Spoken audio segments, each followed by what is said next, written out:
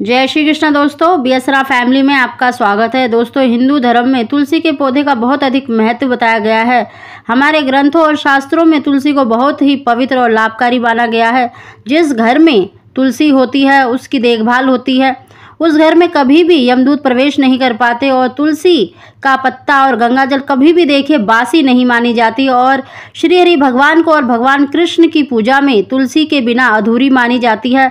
आप सभी जानते हैं कि तुलसी का बहुत अधिक महत्व है, वैज्ञानिक तौर पर भी और हमारे हिंदू धर्म में भी।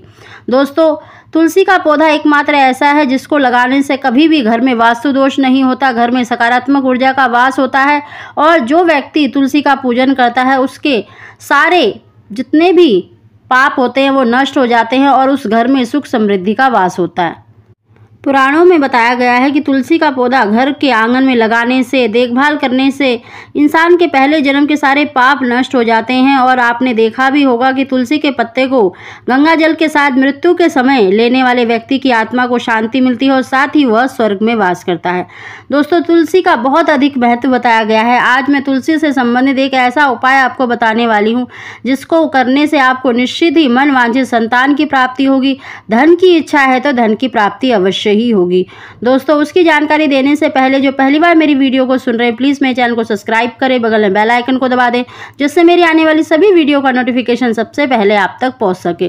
दोस्तों, तुलसी का बहुत अधिक महत्व है और इस उपाय को आप किसी भी अच्छे दिन में, सोमवार में, शुक्रवार में या एकादशी, पूर्णमासी या संक्रांति के दिन करें। दोस्तों, इन दिनों में देखिए तुलसी का बहुत अधिक महत्व माना जाता है। अगर आप श्री हरि भगवान का यानी भगवान कृष्ण का, विष्णु का पूजन करते हैं और साथ ही आप एक गोमती चक्र, 1 रुपये का सिक्का या फिर 5 रुपये का सिक्का और साथ ही एक रक्त गुंजा, ये तीनों वस्तु श्री हरि भगवान को अर्पित करते हैं उनका पूजन करके, और एक दीपक जलाकर श्री हरि भगवान का मंत्र का उच्चारण करते हैं। अगर देखिए आपको संतान की इच्छा है तो संतान गोपाल मंत्र का उच्चारण करें। अगर आपको धन की इच्छा है तो आप ओम नमो भगवते वासुदेवाय मंत्र का उच्चारण करें। इस तरह से श्री हरि भगवान का पूजन करने के बाद आपको देखिए तुलसी माता का पूजन अवश्य ही करना है।